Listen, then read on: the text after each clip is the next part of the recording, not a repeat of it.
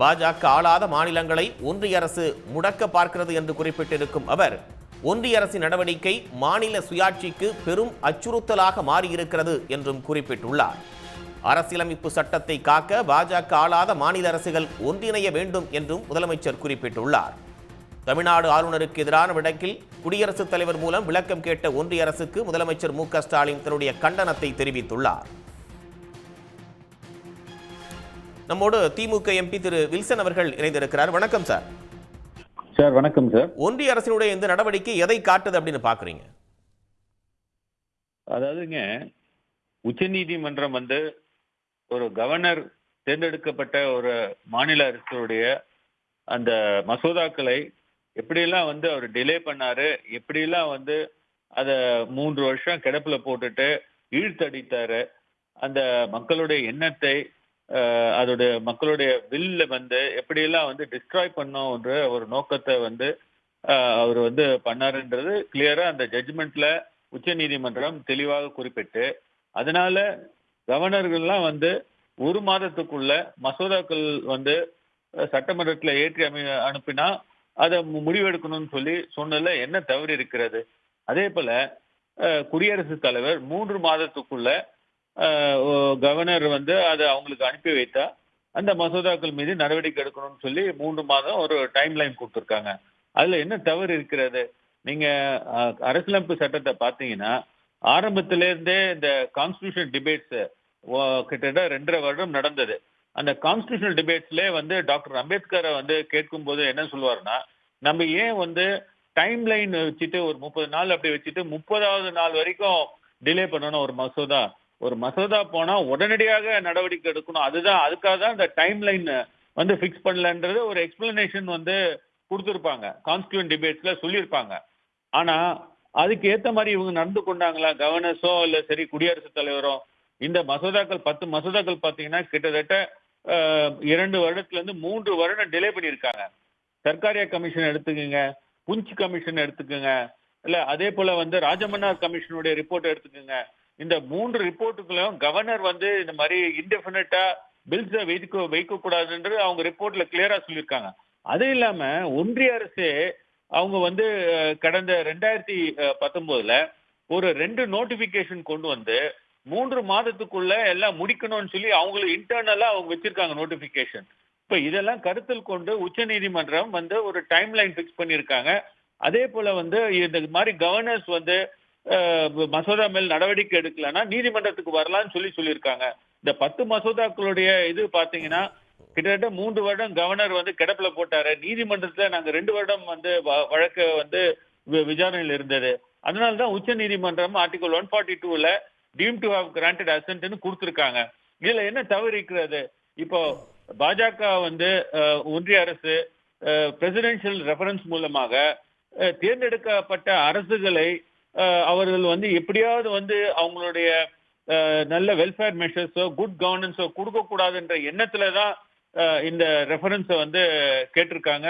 இன்னைக்கு எங்களுடைய மாண்புமிகு தமிழ்நாடு முதலமைச்சர் சரியாக குறிப்பிட்டிருக்கிறார். இது எல்லா அரசுகளும் மாநில அரசுகளும் ஒன்றுபட்டு இதை எதிர்க்க வேண்டும்.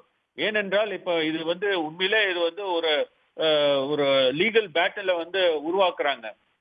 இந்த ஒன்றிய அரசு பிரசிடென்ஷியல் ரெஃபரன்ஸ் மூலியமாக என்ன கேட்கிறாங்கன்னா, இனிமேல்ட்டு உச்ச நீதிமன்றம் பவரை ரெடியூஸ் பண்ணணும்ன்றாங்க. 2வது தேர்ந்தெடுக்கப்பட்ட அரசு எல்லாருமே கவர்னரை எதிர்பார்த்துட்டு கவர்னர் என்ன செய்யறாரோ அதன்படிதான் செயல்படணும் அப்படின்ற மாதிரி இவங்க எதிர்பார்க்கறாங்க. அது நிச்சயமா பார்லிமெண்டரி டெமோக்ரஸிக்கு எதிராக இருக்கும். அது மட்டும் இல்லாம கான்ஸ்டிடியூஷனுக்கே எதிராக இருக்கு.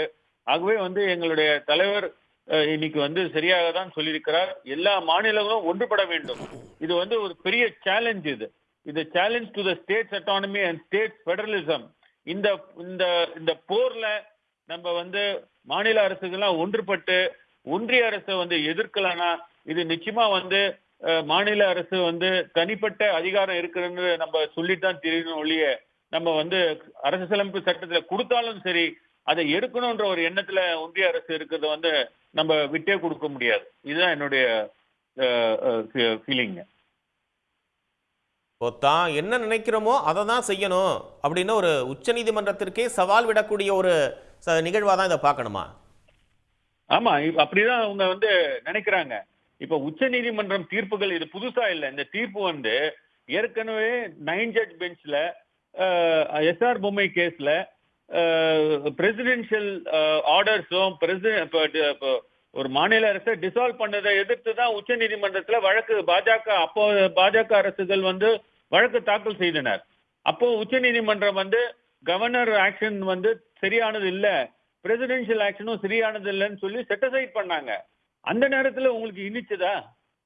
ஒன்றிய அரசு அந்த நேரத்துல வந்து காங்கிரஸ் வந்து இருந்த பீரியட்ல அவங்க போட்ட உத்தரவுகள், அது மட்டும் இல்லாம பிரசிடென்ட் போட்ட உத்தரவு, அதுவும் இல்லாம கவர்னர் போட்ட உத்தரவு வந்து உச்ச நீதிமன்றத்துக்கு பாஜக அரசுகள் எடுத்து சென்று அந்த உச்ச நீதிமன்றமோ இந்த மாதிரி நாங்க வந்து ரிவ்யூ பண்ணலாம், பிரசிடென்டோடைய ஆர்டரை ரிவ்யூ பண்ணலாம் அப்படின்னு சொல்லி உத்தரவு போட்டிருக்காங்க. இப்ப அந்த நேரத்துல வந்து உங்களுக்கு தோணலையா இது வந்து எஃபெக்ட் ஆகுதுன்னு சொல்லிட்டு? இந்த கான்ஸ்டிடியூஷன்ல ஏற்கனவே வந்து எல்லாமே வந்து கிளியரா தெல்ல தெளிவாக உச்ச நீதிமன்றம் புதியதாக சொல்லல. இது எங்களோட வழக்குல டைம் லைன் பிக்ஸ் பண்ணியிருக்காங்க.